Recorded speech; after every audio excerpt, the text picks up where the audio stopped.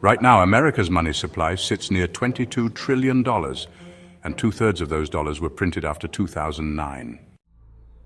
In the next few minutes, you'll see exactly how that tidal wave of new cash quietly drains your paycheck and savings. We'll follow one Treasury IOU from Capitol Hill to Wall Street, watch the Fed turn it into fresh reserves, then watch commercial banks multiply it tenfold. Miss this breakdown and you'll keep paying an invisible tax for life, but stay to the end and I'll reveal the one early warning signal that tells you when the next inflation surge is about to hit. Most people feel an unsettling pressure in their daily finances.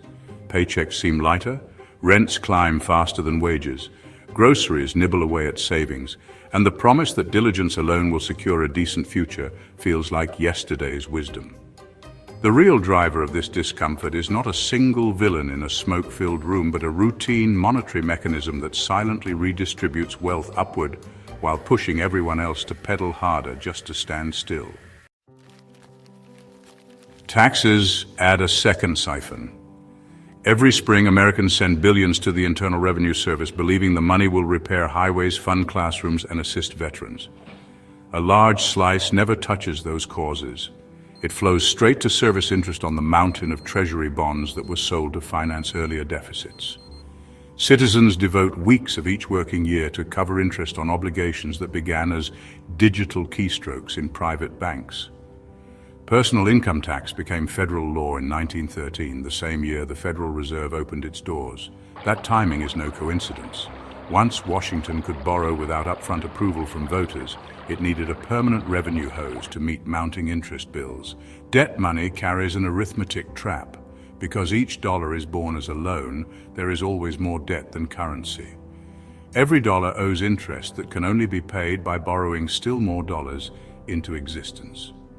If households suddenly stopped borrowing and Congress balanced the budget tomorrow morning, dollars would vanish as loans were repaid, businesses would run short of cash, and unemployment would spike.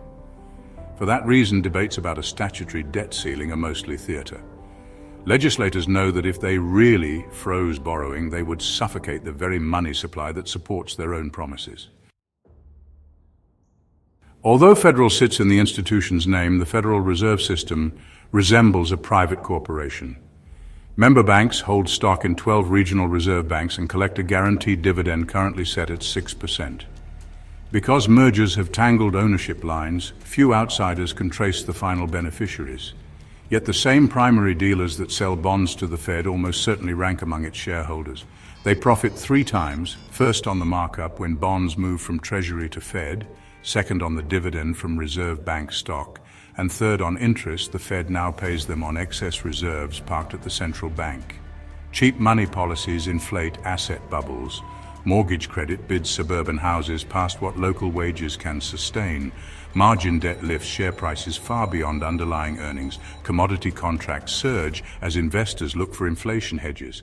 When those bubbles burst, households lose jobs, retirement accounts shrink, and fear stalks the headlines. The central bank responds by cutting rates again, or launching new rounds of quantitative easing, sowing the seeds of the next boom and bust cycle. Economists call the uneven benefit of early access to new money the Cantillon effect. Insiders feast first, outsiders fight for leftovers against rising costs. History offers grim warnings. Roman emperors debased silver coins until merchants weighed every payment on scales. Revolutionary France printed so many assignats that shopkeepers refused paper at any price. Germany's Weimar Republic multiplied marks until workers were paid twice a day and rushed wages to grocery stalls before prices changed by afternoon. The framers of the United States Constitution, chastened by the collapse of the continental dollar during the War of Independence, tried to lock money to gold and silver coin, assets no politician can create with a pen stroke. Domestic convertibility vanished in 1933, global convertibility died in 1971, and since then the dollar has rested on confidence alone, while its supply has ballooned far beyond anything the founders could have imagined. Each paycheck represents hours of finite life. When inflation gnaws at its value and taxes funnel slices of it to service interest payments, that life trickles upward to people who control the currency spigot. Bond shares a root with bondage. Every new Treasury bond is a claim on future labor that no individual voter explicitly approves. Yet the claim stands enforced by the quiet machinery of tax withholding and the visible machinery of law. To visualize the cycle, picture a ledger. The Treasury issues $1 billion in new bonds. Primary dealers buy the lot at auction, then resell $800 million to the Federal Reserve. The Fed credits the bank's reserve accounts with $800 million fresh dollars. Commercial banks multiply those reserves into roughly $8 billion in loans and deposits. Prices inch upward, wages trail behind. Congress, facing higher costs for last year's programs, sells another round of bonds and the wheel spins faster. Scale those numbers to reality, and you confront a federal debt of about $36 trillion, up more than $2 trillion in just the past 12 months, and unfunded promises for pensions and medical care that dwarf even that figure. Cures are easier to sketch than to implement. Balancing the budget, freezing the money supply, or imposing 100% reserve requirements could choke credit so abruptly that the economy would seize. Yet gentle reforms are possible. Public audits could reveal who benefits when the Fed extends emergency loans. Requiring stronger bank capital during good times could blunt downturns. Linking new money creation to assets with tangible value rather than infinite government IOUs would slow inflation. Allowing genuine competition from private or commodity-backed currencies would give savers an exit if official money is abused. Statutory debt to GDP caps enforced by automatic spending cuts could tether political promises to real revenue. While no single household can rewrite federal statutes, individuals are not powerless. Learn the basics of banking history so jargon no longer intimidates. Teach friends why loans create deposits and why inflation is not just corporate greed. Diversify savings across productive businesses, strategic real estate, and a modest hedge in precious metals rather than trusting a single checking account to hold value forever. Engage your representatives.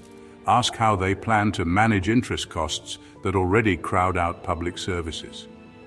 Stay open to payment networks that do not depend on perpetual debt for their existence. Money itself is not wicked. It is a ledger of mutual trust that lets strangers cooperate. Trouble begins when the authority to expand that ledger concentrates among a few insiders while the costs diffuse across millions who never consented. The present arrangement arose piecemeal from wartime exigencies, banking panics, and political convenience. Its architects did not set out to design a pyramid, yet the results resemble one: early tiers harvest most gains, late tiers shoulder most risk. Now you have seen the blueprint. Bonds become reserves, reserves seed loans, loans raise deposits, deposits lift prices, taxes service interest, and the loop starts again. Whether this cycle ends in gradual reform or sudden rupture depends on how many citizens recognize the siphon before it drains their futures. Societies have rebuilt fairer monetary orders after previous failures. That precedent should encourage rather than depress. Share what you have learned, guard the product of your labor, and demand rules that reward effort instead of exploiting it. The stakes are your hours, your savings, and the economic liberty of generations yet to come.